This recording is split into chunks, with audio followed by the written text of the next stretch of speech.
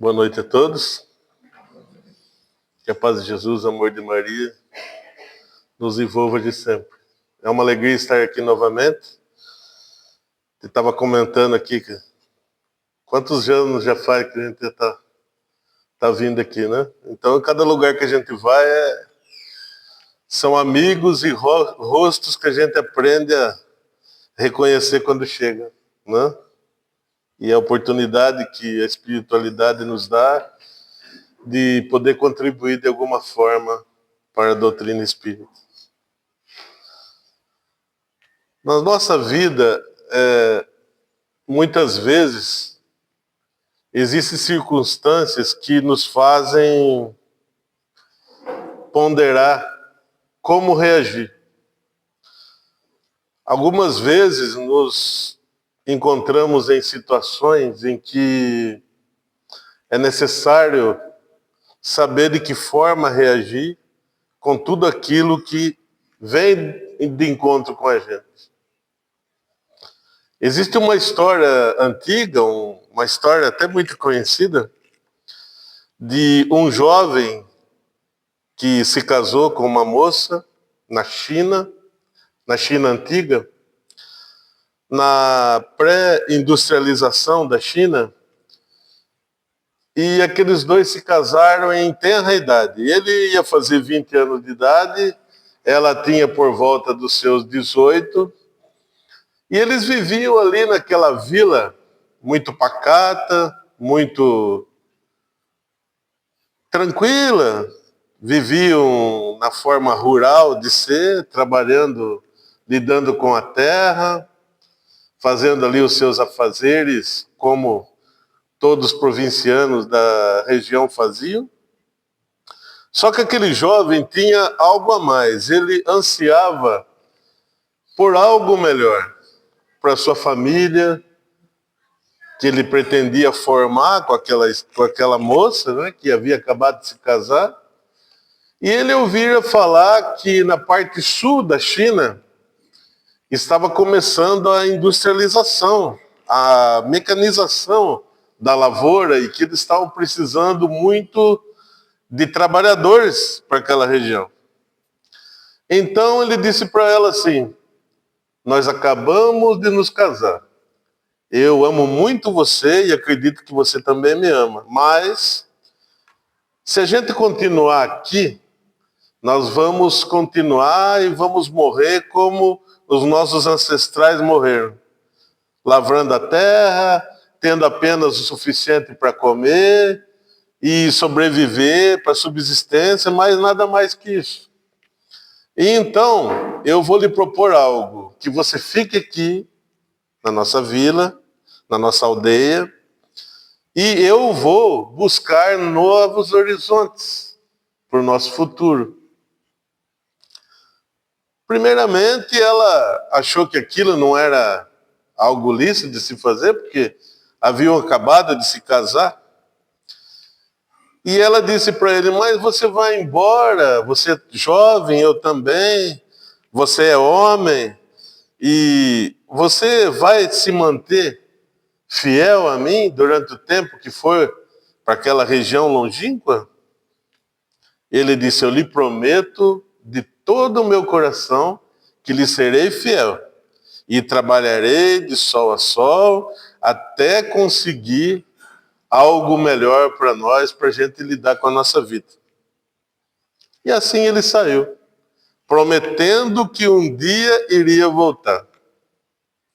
E ele foi andando, foi descendo para a parte sul da China, e chegando lá, ele procurou um grande fazendeiro, uma grande propriedade, que lá já havia o maquinário que lidava com a terra, que produzia muito mais, e foi pedir emprego naquele lugar. Aquele senhor prontamente disse que precisava de braços fortes, de pessoas jovens para trabalhar. E logo admitiu ele. Mas ele disse que para ficar ali, ele tinha uma condição: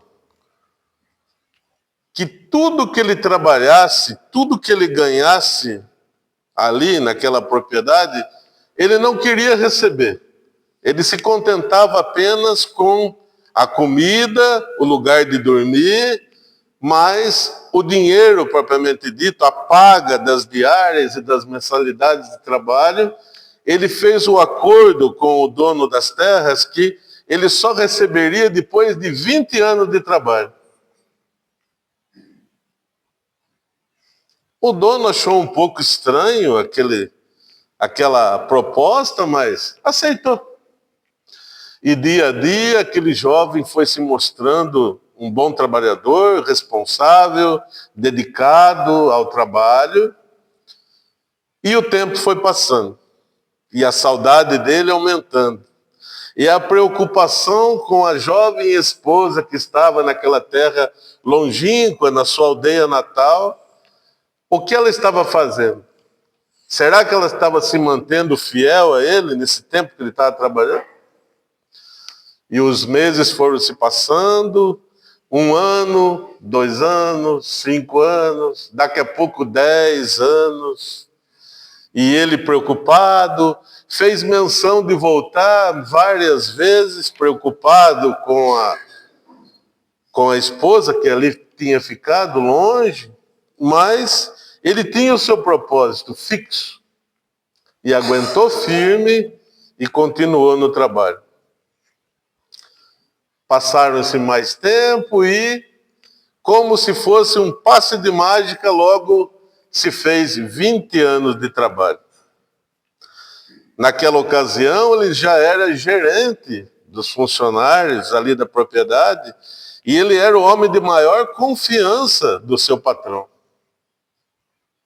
Mas chegou o dia que se completou 20 anos, ele já era um homem de 40 anos de idade, ele foi ter com seu patrão e disse para ele: o senhor lembra de quando eu vim aqui? Eu disse que não queria receber nada, somente a comida e o lugar de dormir. E o senhor me deu muito mais, o senhor me deu crédito, me deu um cargo de confiança, mas chegou o momento de eu me despedir. O seu senhor disse: mas pense bem, você está aqui tão bem conosco, eu lhe pago esse tempo de serviço, mas você pode continuar aqui conosco. Você pode mandar vir a sua esposa de lá para cá, como você quiser. Ele disse: não, porque eu tenho um propósito com ela. Agora que eu trabalhei esses 20 anos e angariei uma boa quantia de dinheiro, presumo eu que sim, eu quero ir embora. O seu senhor disse: pois, se é isso a sua vontade, muito bem. Só que espere um pouco, volte amanhã, eu vou mandar os meus contadores calcularem tudo aquilo que devo para você, e amanhã, sem falta, lhe darei o que é devido. Aquela noite, aquele jovem não dormiu, pensando do que seria, quanto seria sua paga por 20 anos ininterruptos de trabalho. E quando chegou a hora aprazada, ele foi ter novamente com o seu senhor.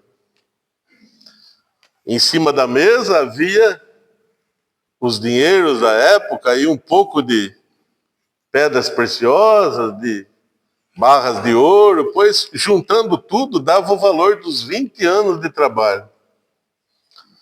E o seu senhor disse para ele assim: mas aqui está tudo que lhe devo desses 20 anos de trabalho.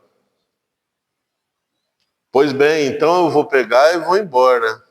Ele disse: mas pense bem, você não quer pensar mais um pouco? Mas não tenho que pensar, o nosso trato está feito e eu cumpri o meu trato. Mas então eu vou lhe propor algo. Ao invés de levar essa pequena fortuna que lhe vai ser dada, pois você merece isso pelo seu trabalho, eu lhe proponho trocar tudo isso por 3 conselhos. Ele deu risada, ele disse: mas como assim? O senhor pensou, né? Ele está tentando me ludibriar, ele está tentando me enganar. Imagina, 20 anos de serviço, a troco de 3 conselhos. Ele disse, não, eu estou falando sério. Esses 3 conselhos valem muito mais do que essa quantia que eu lhe devo. Se você der o verdadeiro valor para esses 3 conselhos. Vamos fazer o seguinte, pense um pouco, não tome essa decisão agora. Fique mais uma noite aqui e amanhã a gente conversa. E ele já ficou frustrado. Não é assim que a gente fica? Quando a gente está com um plano feito, o outro corta o plano da gente, e aquela angústia de voltar para casa, rever a esposa. Mas enfim, falou, uma noite a mais, uma noite a menos, vou ficar mais um pouco. No outro dia, amanheceu o dia, ele já logo foi afoito ter com o patrão. Não, agora está decidido, eu vou resolver isso agora. Aí o seu senhor disse, então, pense bem.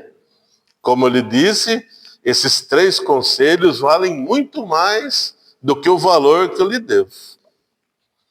Aí ele pensou um pouco, pensou e disse assim, bom, o meu senhor é um senhor muito poderoso, muito rico.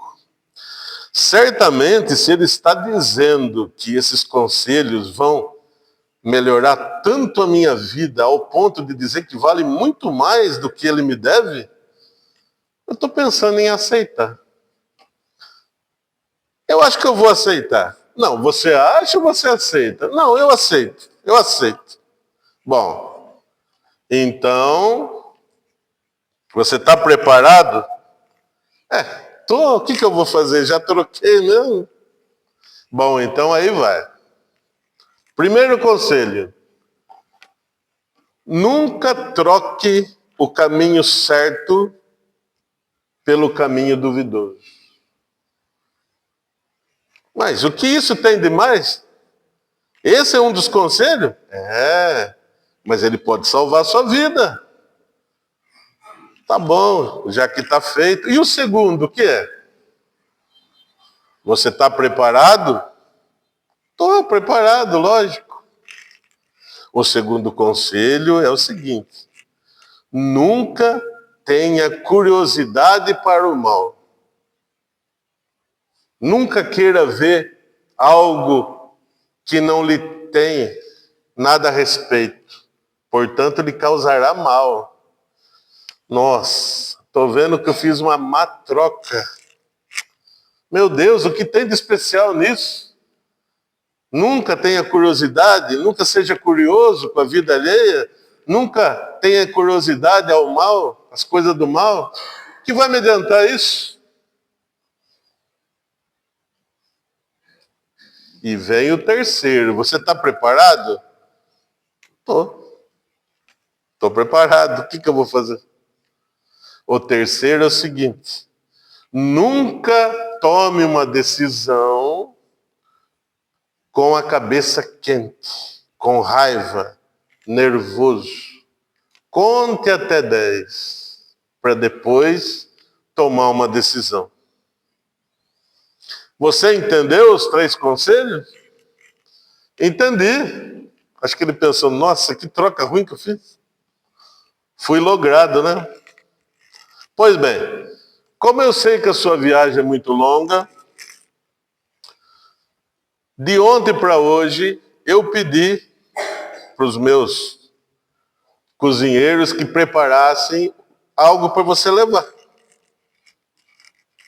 Está aqui esses 3 pães, você pode enfiar no saco, colocar na montaria, eu vou lhe dar um cavalo especial para você ir embora, e quando você tiver fome, você vai, pega um, come, pega o outro, come no caminho.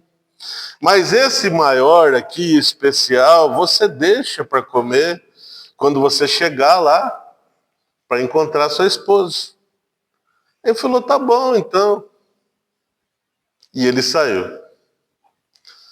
Como fazia muito tempo que ele não andava para aquela região de volta para sua aldeia natal, ele ficou meio em dúvida. Mas ele achou o caminho antigo e foi indo. Foi indo. Quando chegou numa altura, ele se encontrou com um andarilho que estava ali no caminho, que perguntou para ele, mas para onde o senhor vai? Ele disse, eu estou indo na minha aldeia tal, na minha aldeia natal. Não, mas por esse lado, o senhor vai passar por partes alagadas do vale, o senhor vai passar por lugares muito perigosos. Agora tem uma estrada nova que foi feita aqui. Foi feita aqui do lado aqui, que vai cortar muito mais caminho. O senhor vai chegar com muitos dias de diferença antecipado na sua aldeia. Ele disse, eu garanto para o senhor. É por aqui então? Ele falou, é por aqui. Ao invés de ir por aqui, você vai por ali. E ele começou a ir. Mas daí ele começou a refletir. Mas se o meu Senhor é um homem tão sábio, e se eu troquei toda aquela fortuna que era de merecimento meu a troco dos 3 conselhos, eu tenho que acatar pelo menos. E ele lembrou de um dos conselhos. Nunca troque o caminho certo pelo duvidoso. O caminho vantajoso, o caminho que você não conhece, vá pelo caminho que você conhece. Só que ele já tinha andado um certo tempo naquele atalho que o homem propôs para ele, e começou a ficar tarde, o sol começou já a se pôr. E ele lembrou desse conselho e voltou para trás. Voltando para trás, ele viu uma estribaria, um lugar ali na beira da estrada, e foi ali ter com o dono e pediu pouso ali, se ele podia pousar ali. Né? O homem acolhia as pessoas que viajavam ali pela estrada e disse, logicamente que sim, pode. O senhor pode sim pernoitar aqui. Ele tinha algum dinheiro que o seu senhor tinha dado para ele para efetuar a viagem de volta. E ali ele se instalou, colocou a montaria no piquete ali do lado, deixou pernoitar ali e foi no quarto que foi mostrado para ele dormir. Mas quando chegou tarde da noite, ele foi acordado por gritos horrendos. Ele acordou assustado com aquela gritaria, um barulho de briga, pessoas gritando, gemendo, uma pancada aqui, outra ali. Ele levantou da cama afoito e foi abrir a porta. Só que quando ele foi abrir a porta, ele se lembrou de um dos conselhos. Nunca tenha curiosidade na vida alheia. Nunca tenha curiosidade no que pode ser o mal. Não se intrometa, trocando em miúdos. E ele lembrou daquele outro conselho, voltou para sua cama, demorou para dormir, mas conseguiu dormir. E quando ele levantou no outro dia, abriu a porta, ele viu sangue esparramado pelo chão. E o homem ali, dono daquele lugar ali, nervoso, chorando, sentado na mesa, e ele disse, mas o que aconteceu essa noite? O senhor escutou o barulho? Ele disse, sim.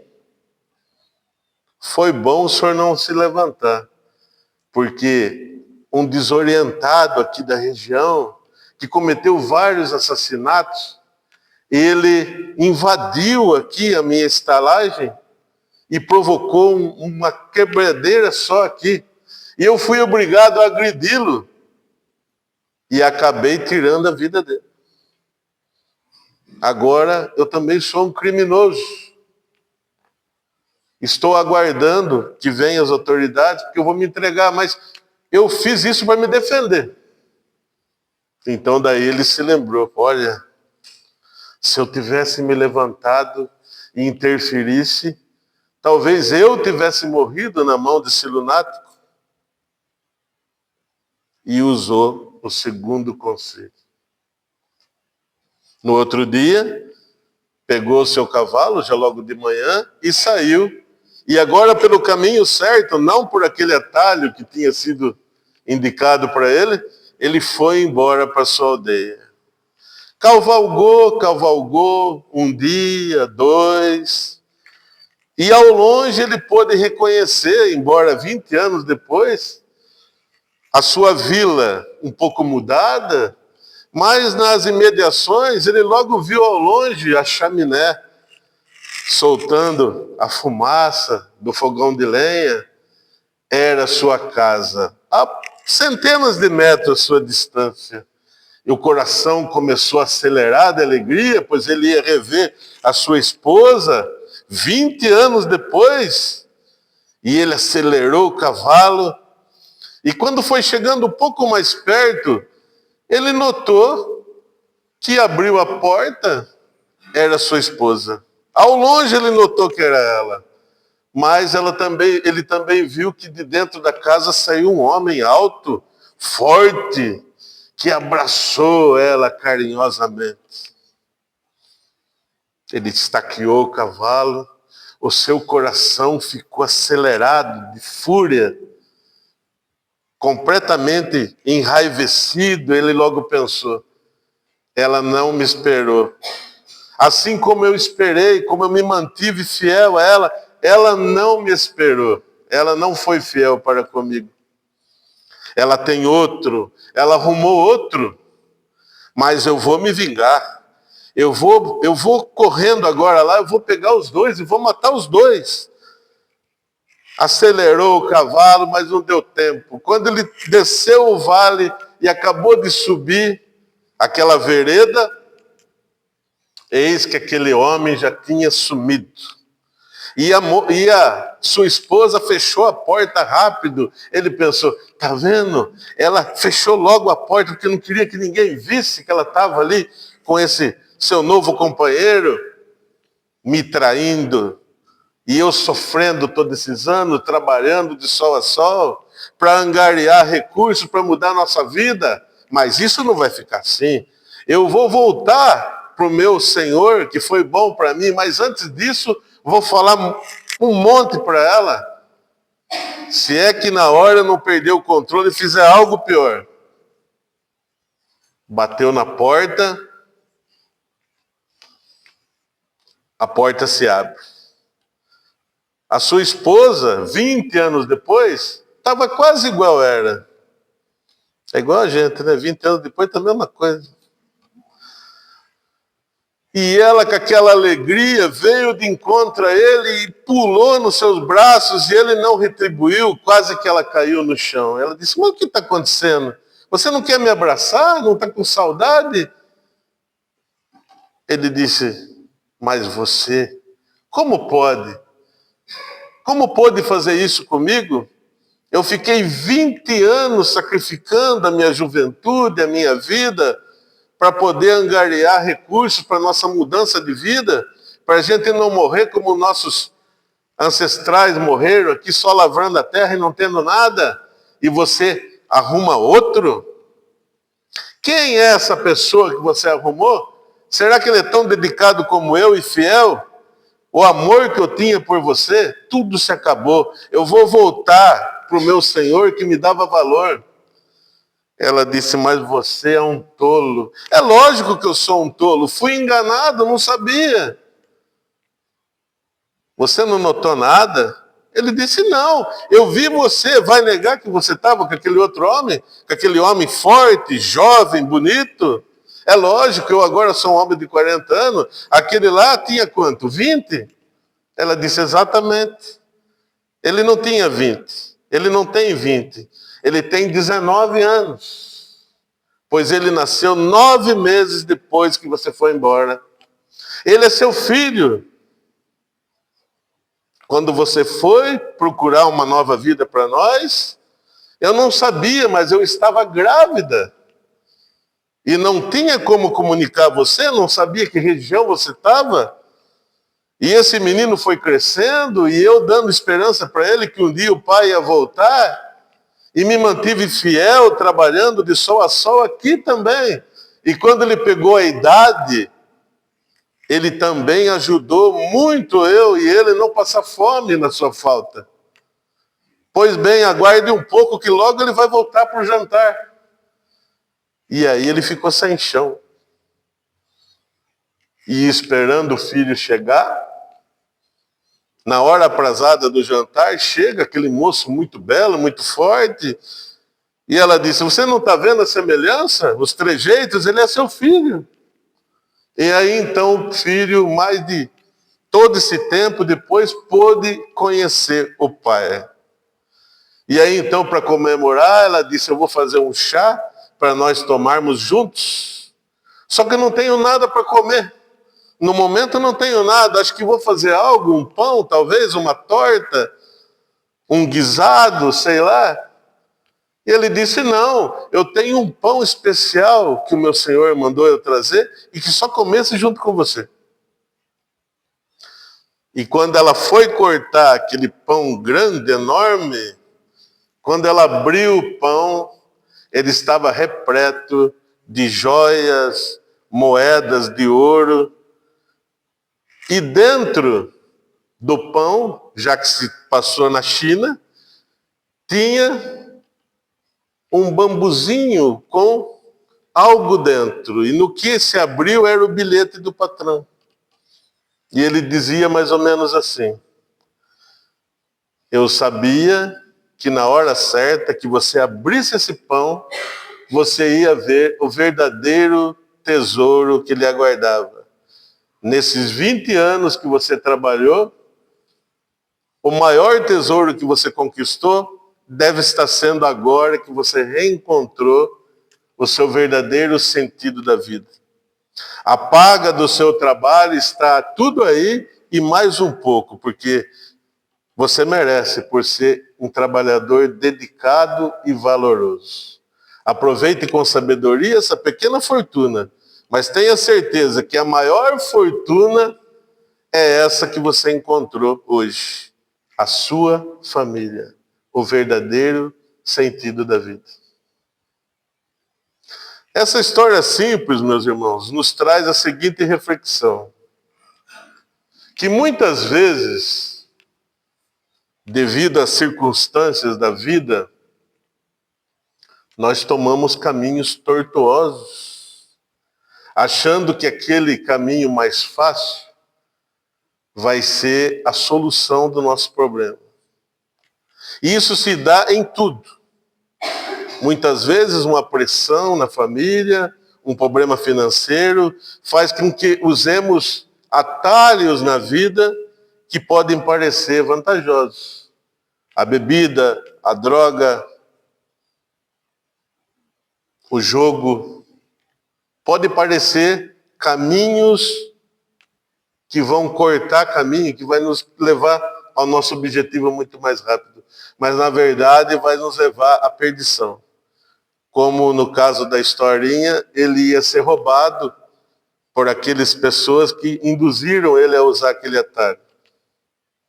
Muitas vezes, por conta da nossa curiosidade em se intrometer em coisas alheias, também podemos nos dar muito mal, porque vamos se enveredar por caminhos que não nos pertencem. E existem coisas que a pessoa tem que passar sozinha. Nós não temos o direito de interferir no livre-arbítrio das pessoas. Não temos o direito de influenciar as pessoas de acordo com a nossa convicção e crença. Isso acontece muito, até nas casas espíritas. A gente, quando está naquela euforia da doutrina, tem que arrebanhar as pessoas a todo custo. Mas tem gente que ainda não está na fase de entender. Tem gente que ainda precisa ir na religião X, Y, para entender Deus da forma que ela consegue assimilar. E a terceira solução para a nossa vida, eu acho que é mais importante, é não agir tempestuosamente, com raiva. Porque com a cabeça quente, a gente não pensa no que faz. A gente tem o pensamento linear e não pondera o que fazer. E isso a doutrina espírita também nos ensina, para não agir com a cabeça quente, nervoso. Porque a partir do momento que você se destempera e baixa a sua vibração, a sua companhia de sugestões de decisão não vão ser as melhores, e sim as piores possíveis. As entidades que se utilizam da nossa baixa vibração, ou seja, no momento de raiva, de cólera, de fúria, vão ser as sugestões piores possíveis. E 1 minuto, 1 segundo que a gente age com raiva, pode trazer consequências para o resto da nossa encarnação. Um homem de bem que se destempera no trânsito e age com raiva, acaba tirando a vida do outro. Ele não é um assassino, ele não é um homem mau, mas ele se tornou um assassino. E se tornou uma pessoa à margem da sociedade. Porque agiu na hora da raiva, do destempero. Porque se deu o canal de abertura para as entidades de baixa vibração que vão sugerir, logicamente, soluções viscerais que vão acarretar consequências, talvez, irreparáveis nessa encarnação.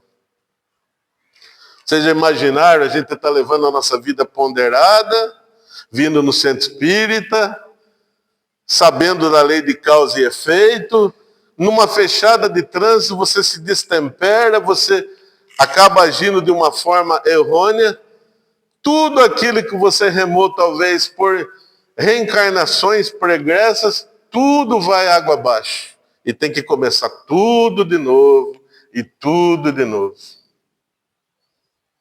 Então é melhor a gente ponderar, não fazer nada com a cabeça quente na hora da raiva. Esses 3 conselhos são básicos e simples, mas que servem muito para a gente refletir o quanto que é importante a gente ter a nossa rédea consciencial, entender realmente o que se deve fazer ou não. Essa história é muito conhecida, mas ela é um exemplo do que a gente pode e deve fazer no dia a dia. E a doutrina espírita se baseia nisso. O que os bons espíritos nos trazem de conselho? Justamente isso. Ponderação, calma. Senão, o que a gente vai ser diferente? Nada. A gente vai se igualar aos espíritos que estão aí, procurando vingança, procurando retribuir aquilo que eles receberam em outras encarnações. Numa reunião mediúnica, as entidades só são convencidas, não é através do pugilato, da luta, do confronto, do dialogador com o espírito que está sendo atendido. E sim com amabilidade, doçura, calma, ponderação. Porque ele vai notar que ali ele não está sendo expulso simplesmente e sendo classificado como algo demoníaco, e sim como um irmão. E só assim se consegue regenerar consciências. Que a paz de Jesus, amor de Maria, nos envolva de sempre.